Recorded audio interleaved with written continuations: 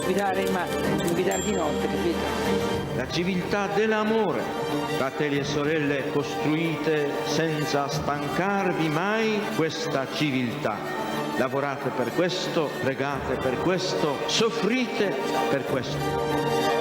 No, però almeno stavolta hai le scarpe uguali. Una volta, cioè, ti ricordi quella volta che sei venuto con le scarpe per sorta?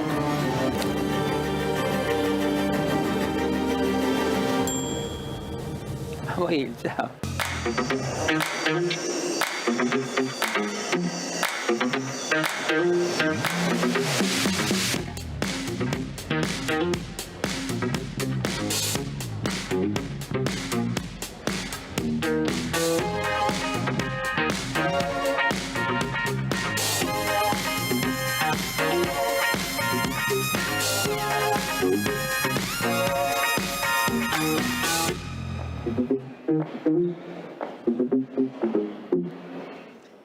Buonasera a tutti.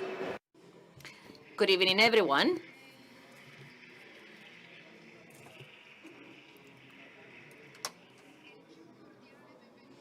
And a warm welcome to all of you in the room and to all the people who are connected with us in streaming.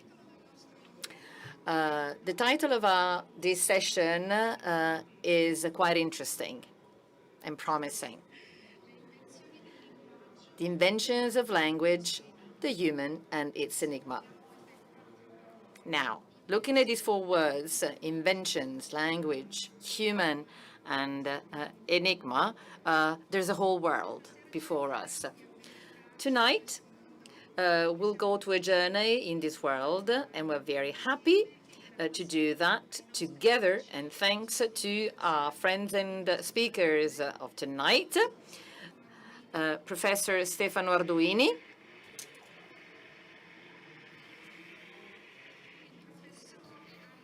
Professor Andrea Moro,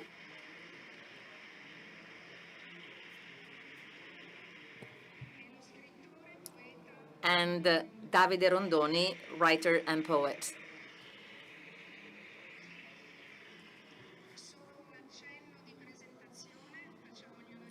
Just a quick introduction. Stefano Arduini is a full professor of linguistics at the University of Roma Link Campus. He is chair of the Unicampus San Pellegrino Foundation, working with the Nadia Institute of Philadelphia within the United Bible Society. Is now engaged in the translation of Coelet, as in the first of the five rolls of the Old Testament.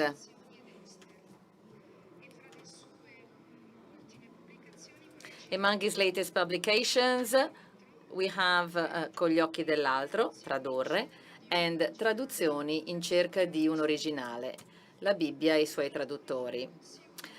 The latest translation works on the Old Testament are really very, very interesting, and therefore we're very grateful to you for being here with us. Professor Andrea Moro is a neurolinguist, a writer. He is a full professor of linguistics at Scuola Universitaria Superiore, Pavia, and he studies the structure of human languages and its relations with the brain. Among his books, I would quote his first book, his first novel, Il segreto di Pietra Mala, for which he wrote the Flaviano Prize, and the recently published book, I segreti delle parole con Chomsky.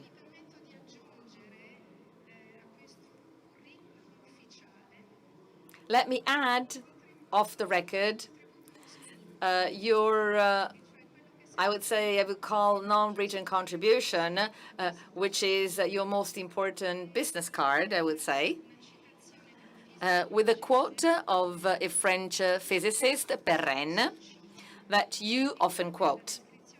And to me, this is the most effective description of your dissemination activities. And I quote, "The task of science is to explain what is visible and complicated by what is visible and simple." And I believe that your studies on language that you have shared with us at the meeting for the past few years have aroused not only curiosity, but have opened new space and have made us able to have access to neurosciences, which we are by now familiar with. And for that, we thank you.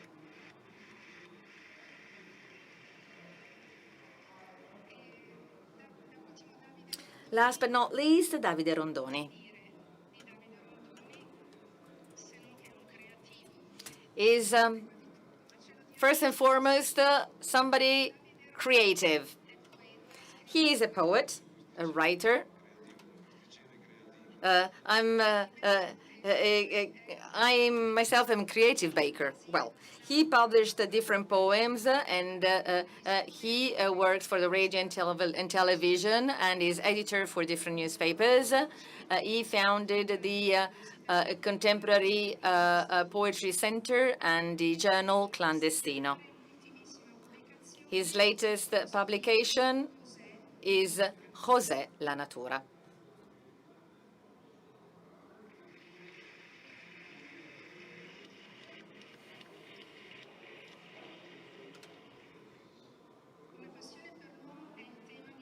A passion for the person is the title of this meeting 2022.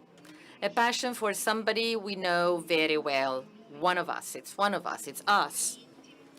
Someone who's very close to us, so that we can call him I. I am, I think, I love, I speak.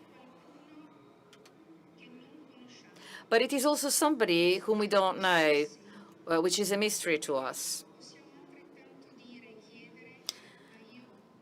And the question could also be, who am I? What am I? Man lives in a tension and lives in a journey in order to get to know himself. And this is the first passion for the person for oneself. St. Thomas wrote, "The eye cannot see itself," and this is true. The eye cannot see itself directly, but it perceives itself through sight. And the same applies to the person. It perceives himself through his actions, because this is the only way that he can get familiar with his actions. And the language is common among all people, because the use of language, through the use of daily language, the daily use of language, the person can know himself. So studying language means studying the person itself. Language is not only what is said by the person, but is telling something about the person. And the meeting has always focused on the topic of language. And this is what we're going to do tonight. We will focus on a specific aspect, as in the language and its invention skills. And we will get 3 perspectives. We will see that from the point of view of translation, of neurolinguistics, and poetry. And we will see what these experiences can lead us to. So I will start from you, Stefano.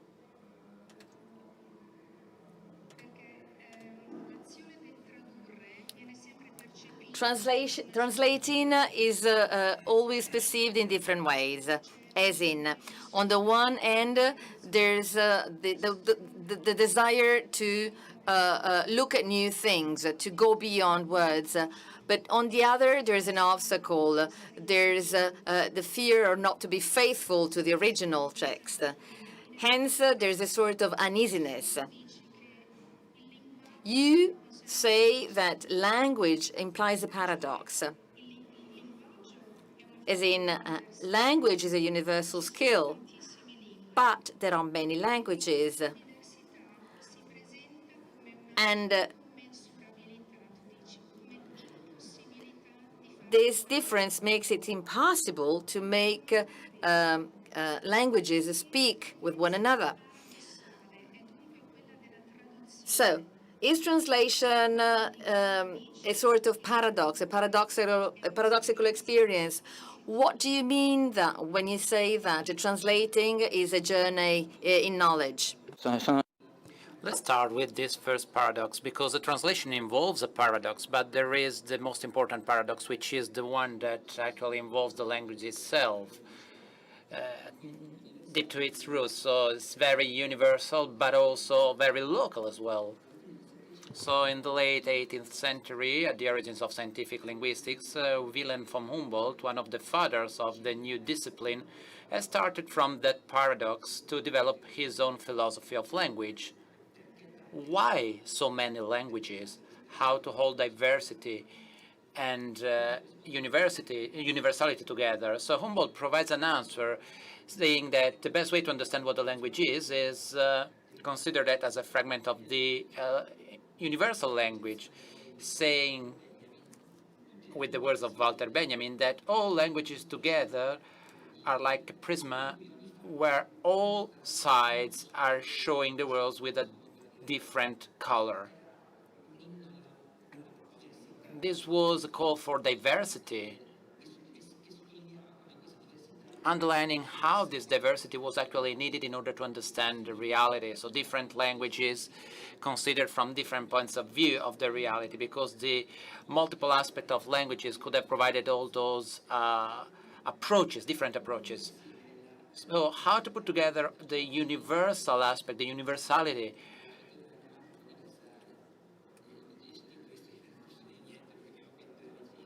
and Andrea will help us to answer to this question later on.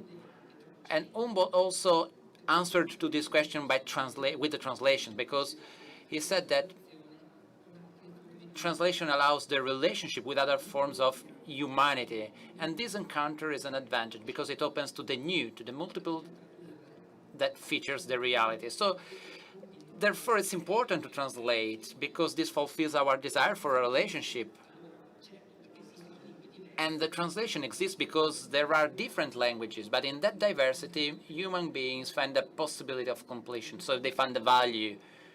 When we meet the other, represented by a different language, on the basis of the translation, something new is created, and it's no longer part of the original language, nor the language of the translation. We are aware of that. We know that we have something. We are lacking something when we read the reality, and we need someone else to help us. And the same is when we deal with languages. So only when we are exposed to the foreignness that other languages are imposing us, we can understand that that foreign approach can be an opportunity that we have to open to the others in order to understand the reality. Only in that way we can find the way to go beyond our finiteness. So translating is an experience, and again I'm stressing the word experience, an experience of knowledge that opposes any idea that subordinates the relationship with otherness to the subject, to myself. For example, still today, many ideas about translations are referring to concepts such as equivalence and loyalty, or they focus on grasping the original meaning, saying almost the same thing or similar things. And there are two mistakes here. There are two wrong elements. One relates to the idea of the meaning, that is, meaning is thought to be an object that can be transferred perfectly intact just by changing this. But this is an idea that a long philosophical tradition has long since challenged and that can easily be questioned. It's just enough to think about the fact that when I translate, I'm changing the linguistic code, so a different language is based on a different system of values, so something has to change. And the second mistake, from my point of view, is even more dangerous than the previous one, because it's based on the hidden idea that any encounter with the otherness always starts from yourself, from ourselves. The other can only be approached, understood, and known if it is made one's own without recognizing the irreducible distance that separates it from us.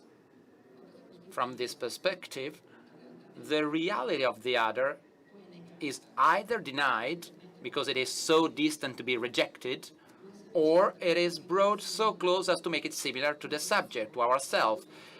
In translation, the consequence is that a whole text or a culture are either rejected or assimilated. However, they are no longer recognizable for what they are. I'd like now, with a few words, to propose here a perspective that places the theme of encountering the other outside the binary approach, equal, diverse, or friend-enemy. By thinking that the other, so the other that we find with the translation, the other language, the other culture, so the other is neither distant nor similar, but just close. A closeness that is based not on the idea of identity, but on the fact that the other is close to me because we are sharing the same destiny. And we have been strangers, we have been foreigners somehow. And this awareness allows us to create a space within ourselves. As Monsignor Pozzi was saying on Saturday, thinking of the other in these terms is a way to provide a meaning to the others. There is something that disturbs us when we talk about the other, that makes us uncomfortable, as if they were an obstacle to our being in the world. And we need to be aware of that, because there are no bridges that we can go through if we overcome our differences, because our differences themselves are the bridge. There is a distance, but there is also the desire to transform this distance in something close, when we understand that the other is similar to us, because we are, both of us, others for someone else. There is a text of the Torah that comes into my mind. In Leviticus 19:34, we find a famous commandment which says more or less, when a foreigner resides among you in your land, do not mistreat them. The foreigner residing among you must be treated as your native born. Love them as yourself, for you were foreigners in Egypt. So in the ethical space that opens in Leviticus 19:34 and earlier in 19:18, the foreigner who dwells among the Jews is like the Jews because they themselves had been foreigners in Egypt. In other words, the love for your neighbor depends on the fact that the subject and the other share an essential element, the fact that both are foreigners. This shared foreignness constitutes the element on which some kind of solidarity can be based. Again, focusing on the Leviticus, the neighbor appears, as it is well known, in the Gospels, and perturbingly so in Luke's Gospels, in the passage that introduces the parable of the Good Samaritan, when the enunciation of the commandment of love towards one's neighbor, there is a question from the doctors of the law that underlines the ambiguity of all the terms involved. So what does it mean? Who is our neighbor? Where do we meet our neighbor? And then what does it mean to love? And more than that, what does it mean to love myself? How can we answer to these questions? In a painting dating back to 1890 entitled The Good Samaritan, Van Gogh seems to offer an answer to this question, a good answer, because it shows us the Good Samaritan who literally takes upon himself the pain of the other and becomes a neighbor. It does not ask the question how to live the commandment of love, but he himself, the foreigner, lives with this experience, the relationship with the other. He goes with him. He is a Samaritan, a foreigner, a people who the Jews despise. But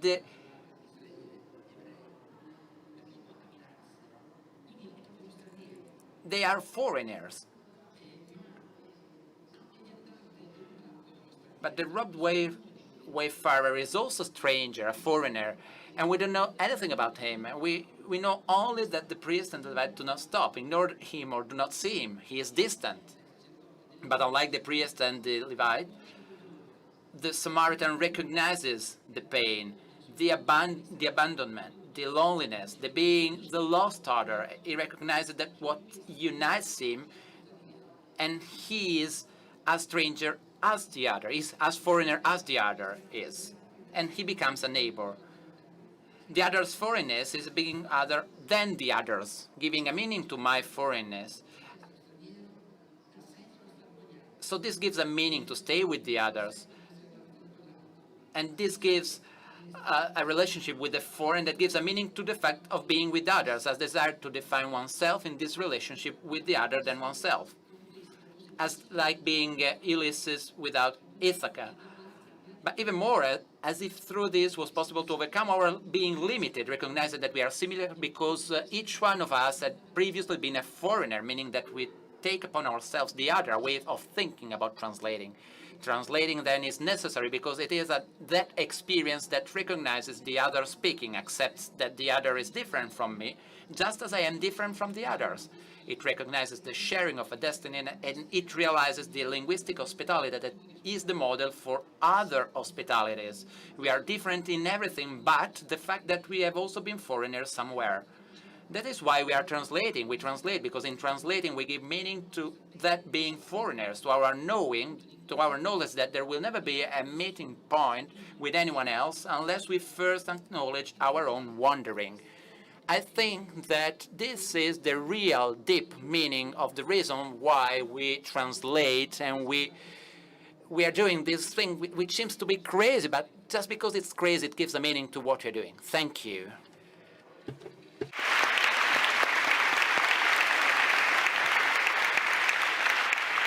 Grazie Stefano. Thank you, Stefano. So we see these clashes, these conflicts, and that feeds into creation, something which is apparently impossible.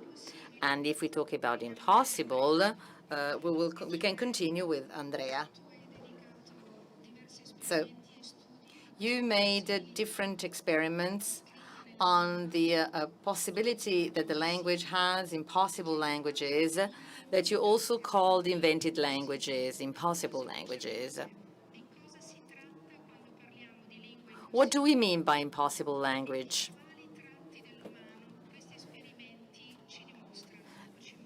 And what do these experiments show?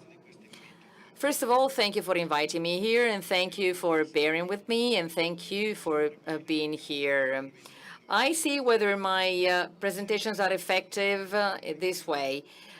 If you have some more questions when you get out of the room, it means that I was very successful.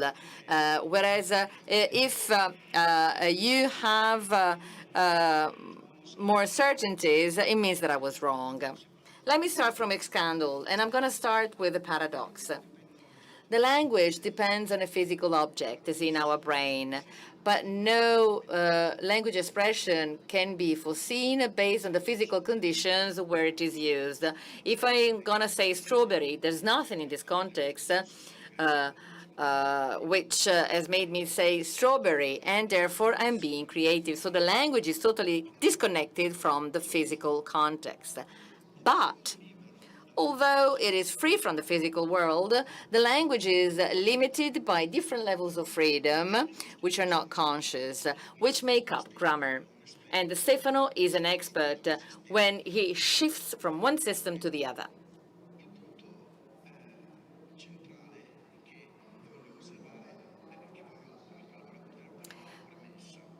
So let me introduce the main point. The language is a universe. It is made of sound. It is made of words. With the language, you can order, describe, pray, joke, make irony. You can do anything with the language. And as Galileo used to say, there can be no theory of everything. You need to choose a perspective and start and try to understand how it works. In the 1950s, we chose a syntax as the structure. So the footprint of the human language is the syntax, is the skill of the ability to generate infinite meanings, changing the same elements. Animals and plants also have languages. Even geraniums have a language, but they are totally dependent on the environment. We are the only ones that we make a new meaning changing things. If I say Cain, Abel, and kill, and you change the terms between them, you can have different meanings. And only the human beings can do that. So, in other words, we can say that human beings have a dictionary of words, which we all know, with which we can make new sentences, whereas animals have dictionaries of catchphrases. So, if we study the syntax, basically, we study something which is very peculiar to man. Hence, if we study the syntax, everything refers just to us, the human beings. How is the human language made? What does it consist of? Well, the grammar of a language is so complicated that it is basically impossible to describe it in a few minutes. But let me give you an idea of the core of the grammar of all human languages, because this has an impact on the general theory of knowledge, which is somewhat surprising. In natural languages, words are grouped together in so-called boxes. So if I take a word just like Maria, for example, Maria can be included in a different system, which is bigger, as in Maria's uncles. And this is inside a box. And then I can put another box and say Maria's uncle's friends. And I can continue Maria's uncle's friends, cousins, and so on and so forth.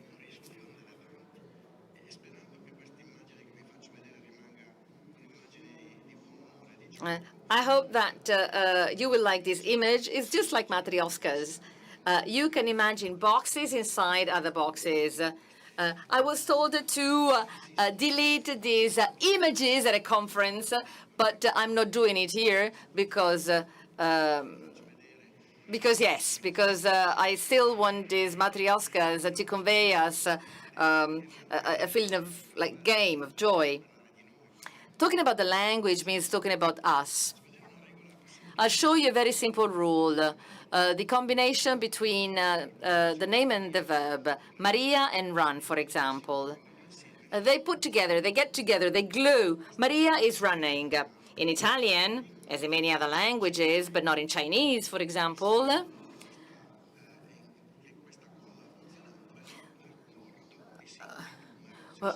we see that if there is a singular with singular, so the combination does work. But if we get a bigger box rather than Maria, for example, Maria's uncles, what does it happen? If I say Maria's uncles, then I have to say corno, as in I have to put it in plural. So Maria is no longer visible. We only see the uncles. It's the bigger box that is more important. But no one has taught us that it's this way. So the mother does not teach that to her child. If parents do that, they are somewhat criminals. In the end, syntactic rules can see the boxes and not the linear order. And this is somewhat surprising. The knowledge of language and its spontaneous learning neglect the physical property, as in the order of words, and is based on cognitive patterns, which is linked to the boxes. So we get the words, and we put them in strings. And the rules are made on these patterns based on boxes. Nobody has ever taught us about that. Why? Why do we have grammar? Well, grammar is a sort of sieve. It is common to all languages. All languages work in boxes. And people can learn and then use the words, limiting the complexity. when a child has a verb, only chooses the verb of the bigger boxes. So we are born with an education which is more important than experience. So grammar is a group of different rules which are not dependent from meaning. So this structure in box comes before the meaning, and that enables children to play with the words. We have made an experiment 20 years ago in San Raffaele.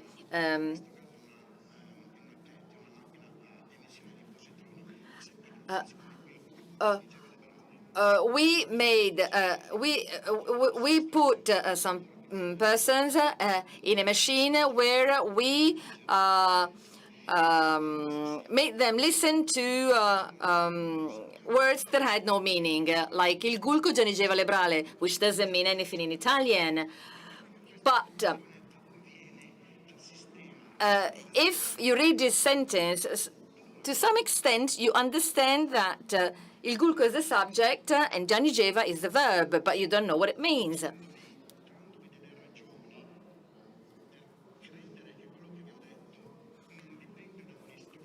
So what I've been telling you does not depend on imitation and on education, but it depends on the biological structure, and that can be shown only by an experiment. And this is the introduction.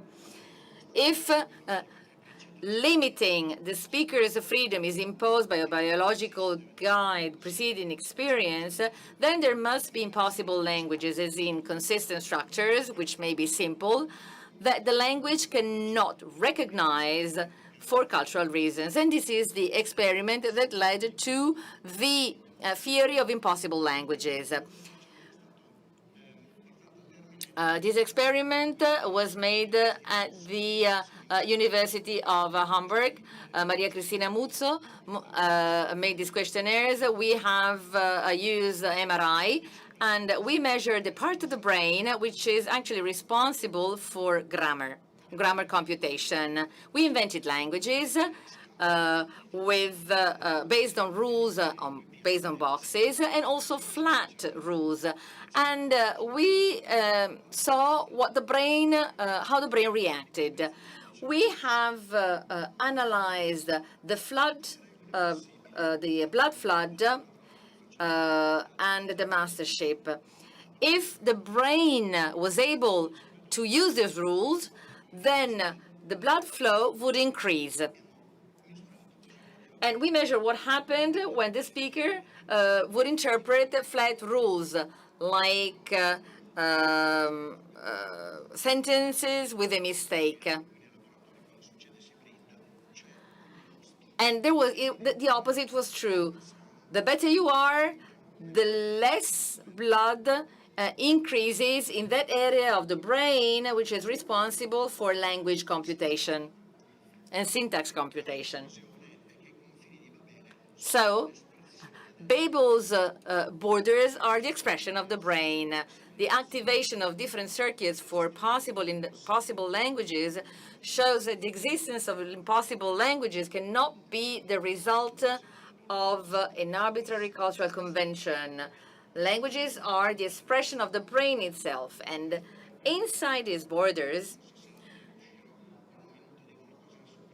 and then I want to comment, if I may, what Stefano said beforehand.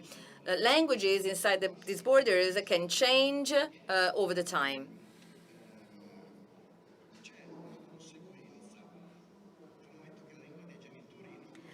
As a parent's language does not influence the learning of the mother tongue,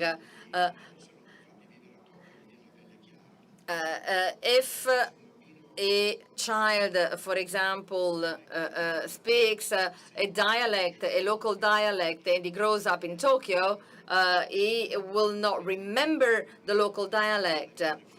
So the child must be flexible, and the language must be flexible.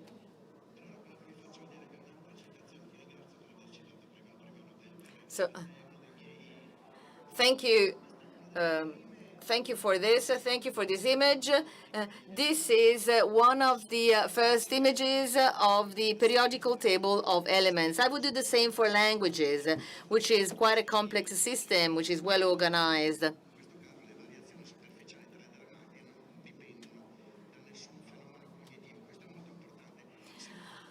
The variations between grammars do not depend on any cognitive phenomena. That means that not only human beings have unique languages, but the language is unique from a cognitive point of view. We are unique in terms of evolution, in terms of communication system and in terms of organism, because there's a link between the grammar and the brain.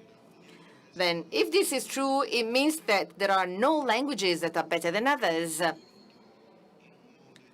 I would have liked, in an ideal world, that Dante of De Vulgaria Eloquentia would be read by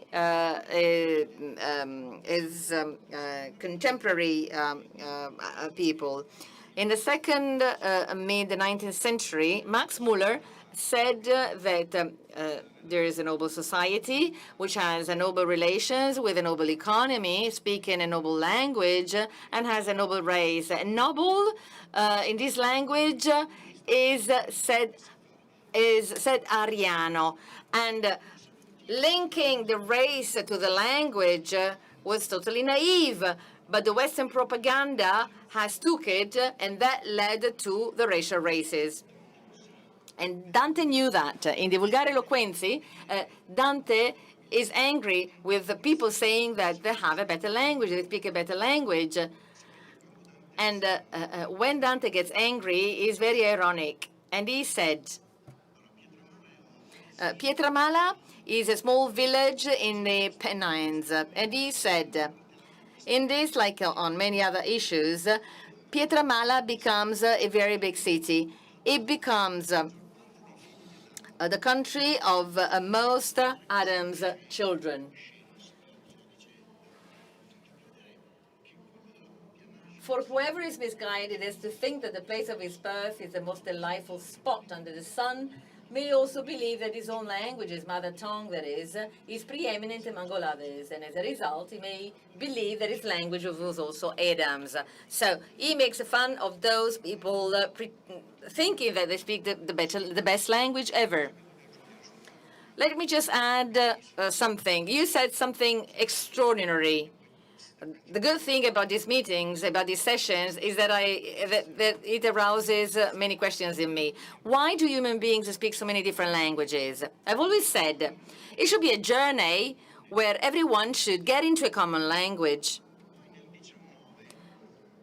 In 2019,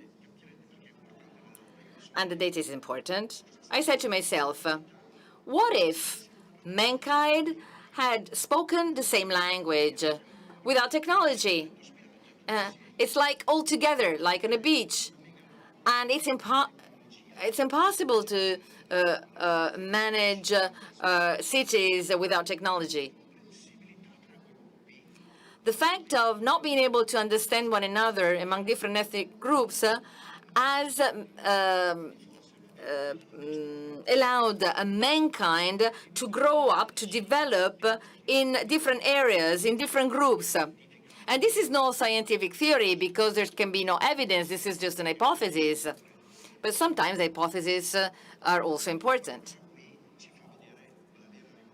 Now, that shows the real revolution. If what I said is true, then what we have seen totally disrupts the traditional vision on the relation between language and brain. And it's the flesh turning into verb.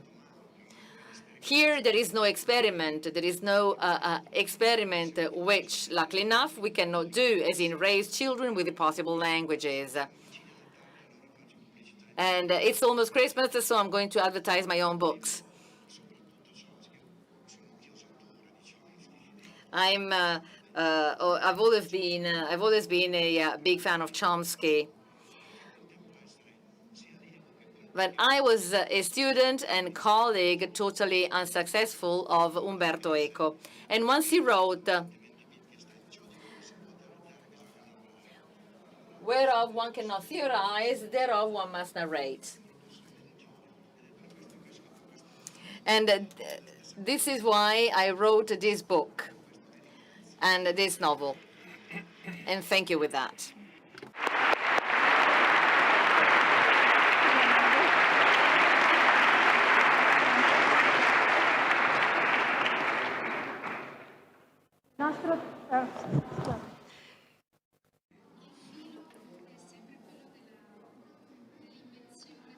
The fil rouge is always focused on the language, on inventions. We saw how language is not a linear concept, but because of these clashes, we can say it's continuously being developed. So it's a series of genial moments in our everyday life.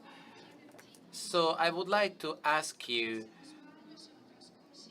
Davide, if I'm not mistaken, it's your first speech here at the meeting was 35 years ago. Is that right? Well, I'm very interested in that aspect because with respect to that source of creativity, after 35 years, I'm sure you have been thinking about this topic. What are, in your opinion, the best ways to describe this source of creation in terms of poetry, of songs as well? And let me just add, what is the role of the feelings within this context? So thanks, first of all, to all of you for being here. And let me say that many years ago, the first time I invited Andrea here, we had a similar debate. Let me say that we need to keep on talking about these topics. And let me also answer to your question by reading a poem. I'm not a professor. But I would like to read a poem that I just recently wrote. The poem says, "Give me a tree and give me the word tree. Give me the sea and give me the word sea. Give me the enchantment and give me the word enchantment. Give me the sky, and if there is a word that can call for it, please give me this word. And give me the word love. Give me the silence that sometimes can speak more than words, and then give me the words that describe the things about the silence. Give me my father and my mother with a picture in their hands, and in this picture there's my daughter sleeping. And give me the word birth, give me the life and the word that lives within it. Everywhere it's burning, and there is death. There are things being broken, and it seems to say something without a meaning. Please just give me a word, a breath, and I will be saved from those who wanted me to die. Give me a wood and give me the word wood. Give me its face and give me the word never caught for his smile."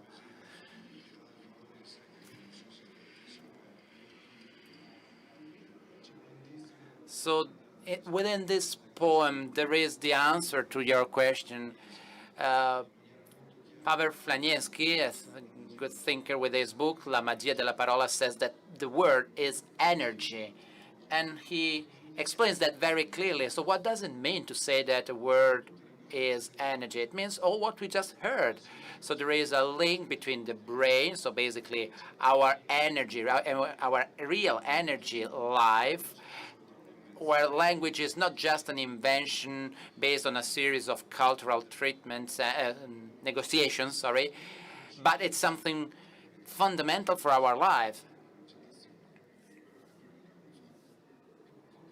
So this is a process of following up, which matches with love. So we can say that if we wanted to have a self-sufficient language, comprehensive language, we would have been like balls, round balls, while we are just half of it. So, as Ungaretti is saying, the translation is a sign where the language is a continuous energy surprising us. And in its highest syntax that we call poem, but not just considering that as a poetry, but in its form of the most complex syntax, it's even surprising the author himself, who does not know what he is saying. Very often it happens, the experience of many of you who write poems, they say, well, I read your poem and you're saying that. Well, I didn't know I was saying that. But Dante already said that. All Dante's energy in the Divina Commedia, it's something about someone who does not know what to say, as if it was the root itself of the word, for the word. And not a real understanding of the meaning or about the world, about the tree, about the enchantment, about your face. The word itself is following, it's always following. So this is something in continuous evolution.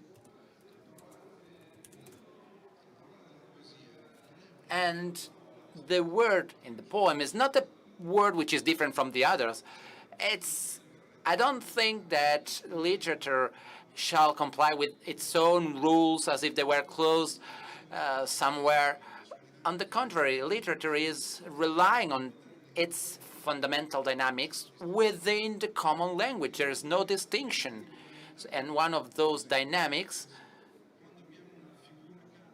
is when we have someone that we love, we give him or her a different name, and we keep on following that.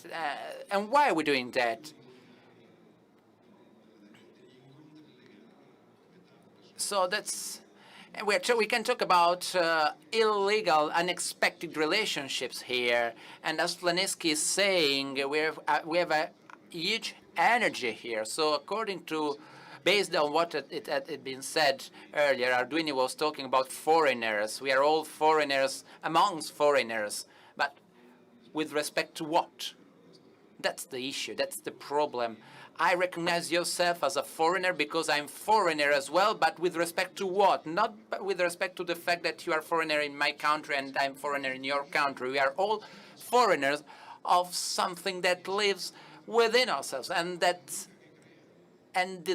word is the only thing which creates. We as poets, we are creating. And we are condemned in doing that because we are kind of useless usefulness. So basically relying on that word which defines the light. We can define the light, we can call for the light, but this not happens. And even when you say the word love, this does not happen. So you are following that concept. So, as Andrea was saying, it is true to have this concept, this approach, and this involves also a linguistic and ethnical approach. And answering to your question,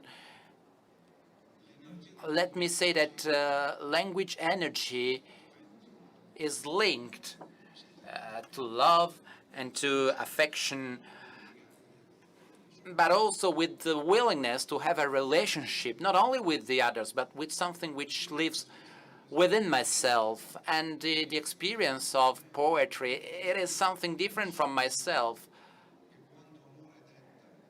And when Dante says that I'm just one for myself,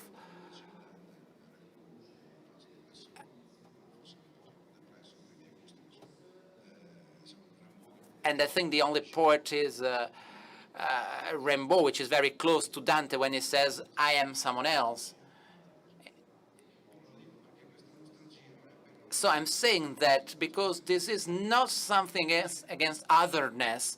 This is something which generates myself. And let me advertise my book as well, as Andrea did. This is the book.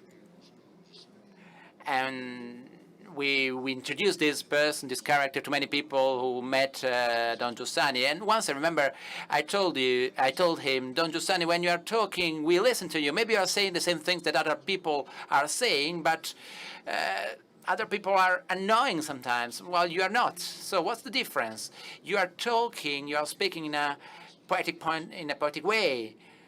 And we know that Giussani had a huge culture and was keen in literature, but the tension of the language was following after the object he was talking about. He was not describing Jesus because he already knew him, but he was looking at him while he was talking, and the same it was for mathematics or other subjects. So someone that is able to link you to his words is able to do that not because he knows what he's talking about, but because he is following the energy that will bring you to know new languages, new words. And in this way, the most extraordinary thing of affection is the way you can convey language.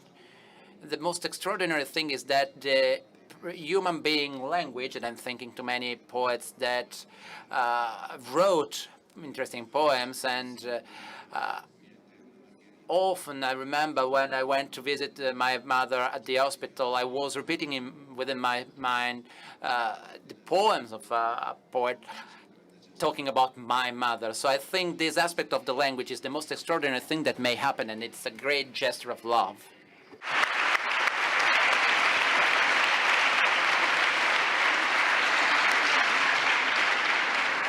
Davide, secondo me tu hai... Davide, in my opinion, you have already answered to the second question I wanted to ask you. As far as I understand, after what you said,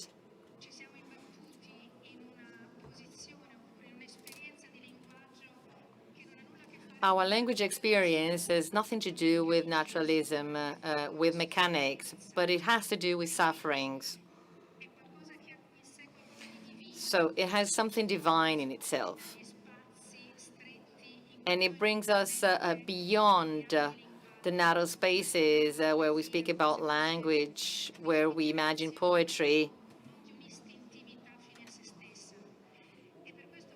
And this is why I wish to conclude with a question to Stefano, because this is an example leading us beyond to the standard way we speak about language. When talking about language and translation, you focused on two figures, Ulysses and Abraham, two men who are passionate, two men who want to know themselves, want to get to know themselves. But we are used to an image of Ulysses who has a specific identity. Whereas the way you explain Abraham is a revolutionary way and leads us to a revolutionary way of looking at the identity.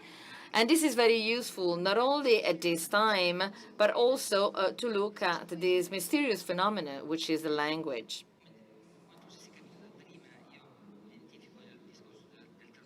To me, translating means having a relation with others, with the other.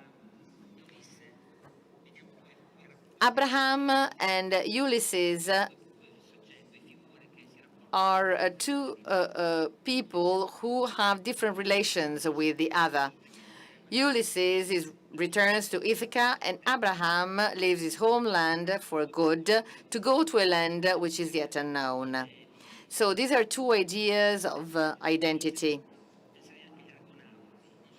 Let's not just think about the Odyssey, but also about the Argonauts. Everyone, and the journey of Abraham, everyone set off on a long pilgrimage. The first two return, the third towards the unknown. Ulysses returns to what he was. His journey is a round trip. He makes thousands of encounters, but he goes back to what he knows. He opens to something different because he meets people, he meets places, but he goes back to what he was. And same thing for Jason. He makes a round trip. He starts being aware that the only destination that counts for him is to find the fleece. So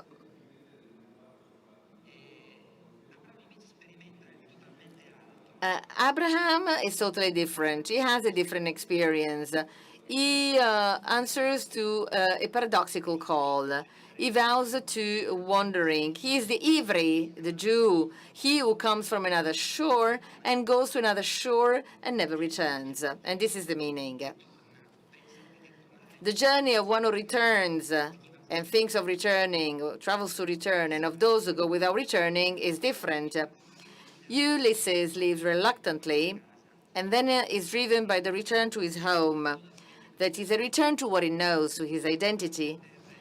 Jason leaves to fulfill Pelias' request that he would give him back his lost kingdom, so he would return to his origin. Abraham responds to a call that sets him on a path open to the unexpected, to encounter, to host, and to be hosted. This is a nomadic identity. He knows that every encounter holds surprises and that these challenges his own certainties into question, forcing him to find again his identity. It brings him to another who can never be fully understood, but from whom he demands relationship. Abraham goes into an unforeseen direction, impossible to imagine. Living as Abraham means losing something without knowing whether you will have something else in return. It's like translating, you lose something, you don't know what you get. To risk not finding oneself, but to trust, not fearing the asymmetry given by the fact that the other cannot be grasped, and to transform asymmetry into hospitality and friendship. So Abraham is someone in transit, and as such is a symbol of hospitality and friendship. He is a stranger in transit. He is on the move in unknown lands, and therefore he must rely on the hospitality of others, and he can offer friendship.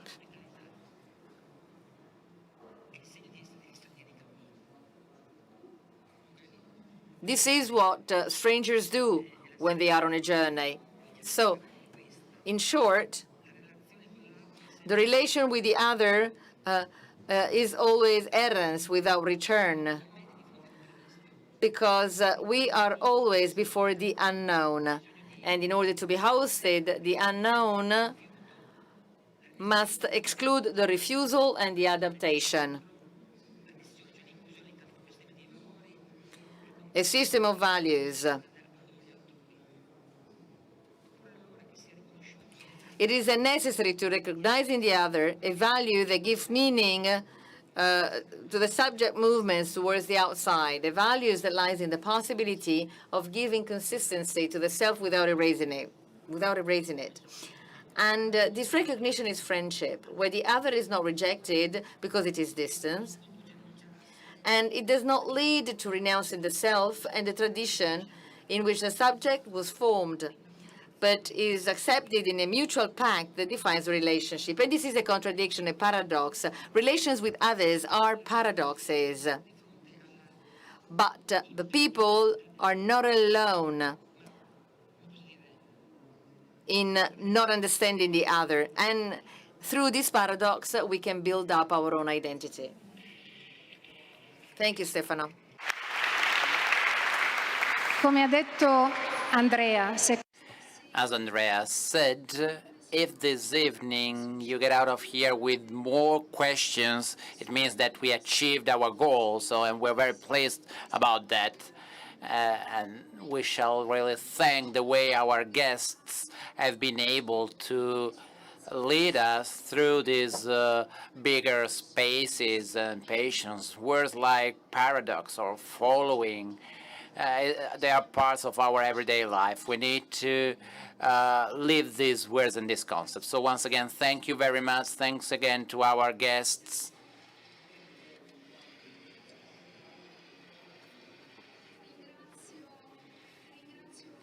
Thanks to all of you here. Thanks to the technicians as well. And thank you for being here, for having been listening in a very proactive way to this meeting, because this is what the meeting needs. And I would like to kindly ask you for a little sacrifice, that's to say, where you find the Donate Now desks, please support the meeting. Thank you once again.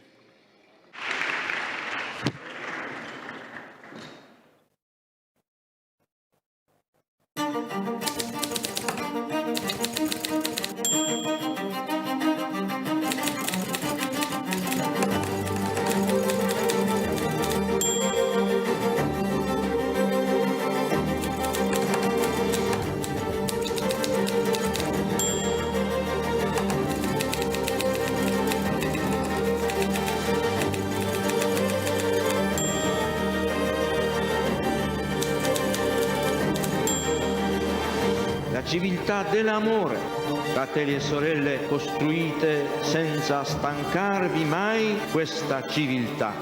Lavorate per questo, pregate per questo, soffrite per questo.